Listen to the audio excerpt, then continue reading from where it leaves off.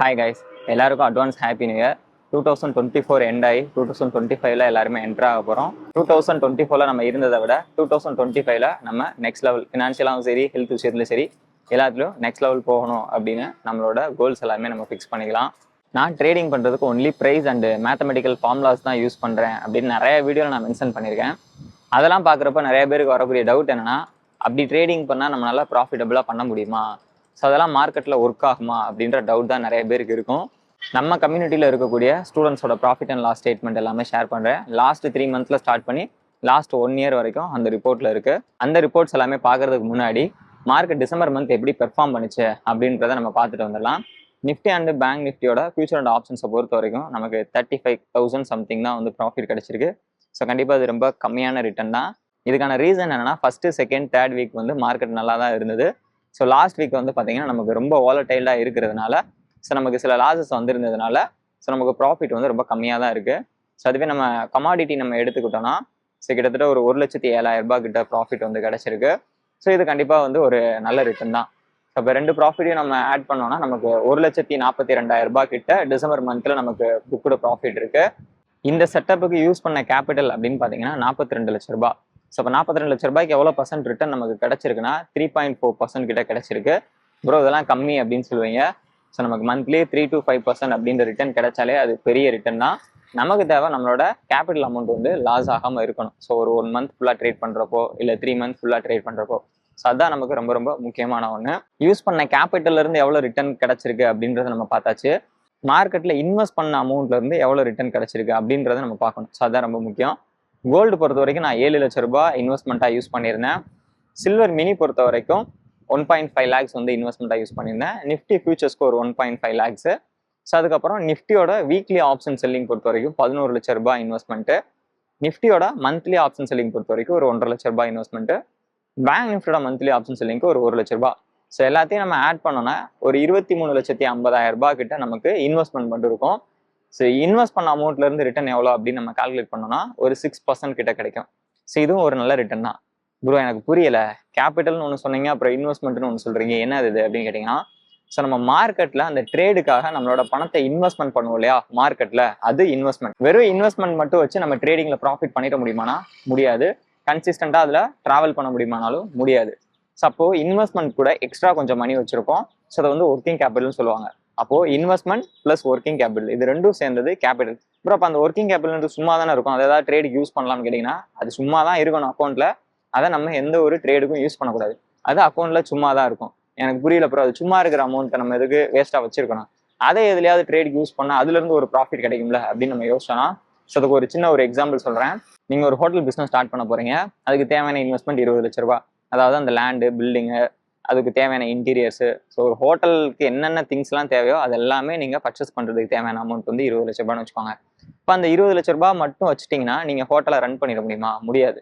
So every month நீங்கள் வந்து current bill கட்டணும், எம்ப்ளாயிஸுக்கு சேலரி கொடுக்கணும், இதுவே ரெண்டல் பில்டிங்காக இருந்தால் ரெண்ட் பே பண்ணணும், அண்ட் சமைக்கிற தேவையான எல்லா காய்கறிகள்லேருந்து எல்லா பொருட்களையுமே வாங்கணும்.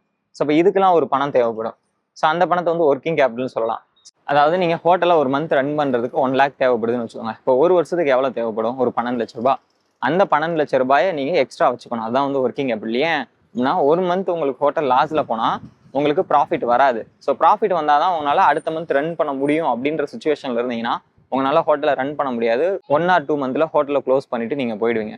அதுவே ஹோட்டலை 1 இயர் ரன் பண்ணக்கூடிய அமௌண்ட் உங்களுக்கு பேக்கப் வச்சுருந்தீங்க அப்படின்னா, ஸோ ஒரு மந்த் ஹோட்டல் பிஸ்னஸ் லாஸில் போனாலும் நீங்கள் அந்த 1 இயருக்கு தேவையான அமௌண்ட் வச்சுருப்பீங்க இல்லையா, அதுலேருந்து கொஞ்சம் ஃபண்ட்ஸ் எடுத்து உங்களால் ஹோட்டல் ரன் பண்ண முடியும். செகண்ட் மந்த் உங்களுக்கு நல்ல ப்ராஃபிட் வந்துருச்சு அப்படின்னா திரும்பி நீங்கள் ஒர்க்கிங் கேபிட்டலேருந்து எடுத்த அமௌண்ட்டை திரும்பி ரீஃபில் பண்ணிப்பீங்க. ஸோ அந்த மாதிரி இந்த ஒர்க்கிங் கேபிட்டல் அப்படின்றது அது அப்படியே தான் இருக்கும். அதை நமக்கு சில டைம் நம்ம பிஸ்னஸ் வந்து ட்ராப் ஆகிறப்போ அங்கேருந்து கொஞ்சம் ஃபண்டை எடுத்து அந்த பிஸ்னஸை வந்து மேட்ச் பண்ணிப்போம். அதே மாதிரி தான் ட்ரேடிங்கில் நீங்கள் ட்ரேட் பண்ணுறப்போ எல்லா ட்ரேட்ஸும் ப்ராஃபிட் வரும் அப்படின்றது கிடையாது. சம் ட்ரேட்ஸ் நமக்கு வந்து லாஸ் ஆகும். ஸோ அப்போ லாஸ் ஆகிறப்போ நம்மளோட இன்வெஸ்ட்மெண்ட்டில் ஒரு பார்ட் லாஸ் ஆகிடும். அப்போ நீங்கள் அடுத்த ட்ரேட் நீங்கள் இன்வெஸ்ட் பண்ணணும்னா உங்ககிட்ட இன்வெஸ்ட்மெண்ட் கம்மியாக இருக்கும். அப்போ ஒர்க்கிங் கேபிட்டலேருந்து கொஞ்சம் ஃபண்ட் எடுத்து ஸோ இன்வெஸ்ட் பண்ணுவோம். ப்ராஃபிட் வரப்போ திரும்பி அதை எடுத்து கொண்டு போயிட்டு ஒர்க்கிங் கேபிட்டலில் நம்ம ரீஃபில் பண்ணிப்போம். இப்படி தான் நமக்கு investment plus working capital so டோட்டலாக சேர்ந்து கேபிட்டல்னு. ஸோ இதான் நான் சொல்லியிருந்தேன், ஓவரால் கேபிட்டல்லேருந்து எவ்வளோ ரிட்டர்ன் நமக்கு வந்து கிடச்சிருக்கும் அப்படின்றது. அண்டு நம்ம ட்ரேடில் இன்வெஸ்ட் பண்ண அமௌண்ட்டுக்கு எவ்வளோ ரிட்டர்ன் கிடச்சிருக்குன்றதை உங்களுக்கு நான் வந்து கால்குலேட் பண்ணி சொல்லியிருந்தேன். இந்த மாதிரி நம்ம ட்ரேடிங்கில் வின் பண்ணணும் அப்படின்னா இந்த மாதிரி 50+ டாபிக்ஸ் இருக்குது. இது எல்லாமே நமக்கு தெரிஞ்சிருந்தால் தான் ஒரு ட்ரேடிங்கை நம்மளால சக்ஸஸ்ஃபுல்லாக பண்ண முடியும். அஸ் ஏ மென்டாராக நான் ப்ராஃபிட்டபுளாக இருக்கேன் அப்படின்றது எனக்கான சக்ஸஸ் கிடையாது. என்கிட்ட ட்ரைனிங் எடுத்த ஸ்டூடெண்ட்ஸ் எவ்வளோ பேர் ப்ராஃபிட்டபுளாக இருக்காங்க, ஸோ எவ்வளோ பேரை நான் வந்து ப்ராஃபிட்டபுளாக கன்வெர்ட் பண்ணியிருக்கேன் அப்படின்றதான் ஒரு மென்டாராக எனக்கான சக்ஸஸ். அண்ட் ட்ரேடிங் சீக்ரெட்ஸ்க்கான சக்ஸஸும் அதுதான்.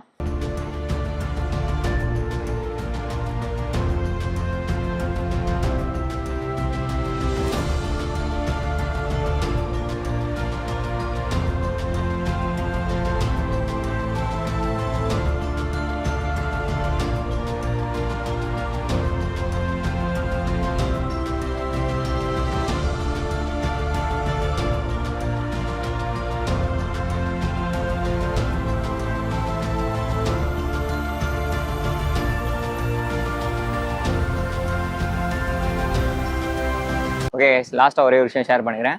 இந்த ஸ்க்ரீன்ஷாட்லாம் பார்த்துட்டு நானும் ட்ரேடிங் பண்ணி இதே மாதிரி ப்ராஃபிட்ஸ்லாம் பண்ண போகிறேன் அப்படின்ற எண்ணத்தில் ஸ்டாக் மார்க்கெட்டில் என்ட்ரு ஆகாதீங்க. ட்ரேடிங்கிறது எனக்கு பிடிச்சிருக்கு, இந்த பிஸ்னஸ் நான் வந்து பண்ணணும், இதில் நான் சக்ஸஸ் பண்ணணும் அப்படின்ற மைண்ட் செட் இருந்ததுன்னா நீங்கள் என்ட்ரு ஆகலாம். ஜஸ்ட் ஒன்லி ப்ராஃபிட் மட்டும் பண்ணணும் அப்படின்ற எண்ணத்தில் நீங்கள் உள்ளே வாரீங்கன்னா கண்டிப்பாக இங்கே வந்து நீங்கள் சக்ஸஸ் பண்ணுறது கஷ்டம். இந்த பிஸ்னஸ் உங்களுக்கு பிடிச்சிருக்கணும். ஏன்னா இதில் நிறைய அப் அண்ட் டவுன்ஸ் இருக்கும், இதுக்காக நீங்கள் டைம் ஸ்பெண்ட் பண்ணுற மாதிரி இருக்கும், இதுக்காக நீங்கள் நிறைய விஷயங்கள் கற்றுக்கிற மாதிரி இருக்கும். ஸோ அதெல்லாம் நீங்கள் பண்ணாமல் ஜஸ்ட் ஒன்லி ப்ராஃபிட் மட்டும் வேணும் அப்படின்னு நினச்சிங்கன்னா பண்ண முடியாது. இதெல்லாம் கற்றுக்கிறதுக்கு உங்களுக்கு இன்ட்ரெஸ்ட்டாக இருக்கணும், இதுக்காக நீங்கள் டைம் ஸ்பெண்ட் பண்ணவும் ரெடியாக இருக்கணும். இதெல்லாம் நீங்கள் பண்ணுறீங்கன்னா கண்டிப்பாக இந்த இடத்துல நீங்கள் சக்ஸஸ் பண்ண முடியும்.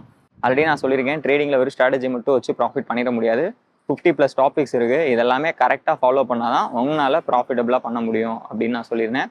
ஸோ கரெக்டான ஸ்ட்ராட்டஜி தெரிஞ்சிருக்கணும், ப்ராப்பரான ரிஸ்க் மேனேஜ்மெண்ட் தெரிஞ்சிருக்கணும், அண்டு கரெக்டான கைடன்ஸ் வேணும். ஸோ இதெல்லாம் இருந்ததுன்னா நீங்கள் ஒரு பிகினராக நீங்கள் வந்து என்ட்ரு ஆகலாம்.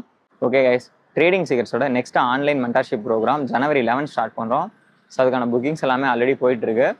நீங்கள் புக் பண்ணணும்னா ஸோ டிஸ்கிரிப்ஷனில் கோர்ஸோட டீட்டெயில்ஸ் எல்லாமே கொடுத்துருக்கேன், அதை செக் பண்ணி பாருங்கள். நம்மளோட வெப்சைட் மூலமாகவும் நீங்கள் உங்களோட சீட்ஸை புக் பண்ணிக்கலாம். இல்லை அப்படின்னா நம்மளோட டீமை நீங்கள் கான்டாக்ட் பண்ணியும் உங்களோட சீட்ஸை நீங்கள் புக் பண்ணிக்கலாம். இந்த வீடியோவில் உங்களுக்கு தேவையான சின்ன சின்ன இன்ஃபர்மேஷன்ஸ் நான் வந்து ஷேர் பண்ணியிருப்பேன். கண்டிப்பாக அது உங்களுக்கு யூஸ்ஃபுல்லாக இருந்திருக்கும். ஸோ நெக்ஸ்ட் வீடியோவில் இன்னொரு டாப்பிக்கில் நான் உங்களை மீட் பண்ணுறேன். Bye guys.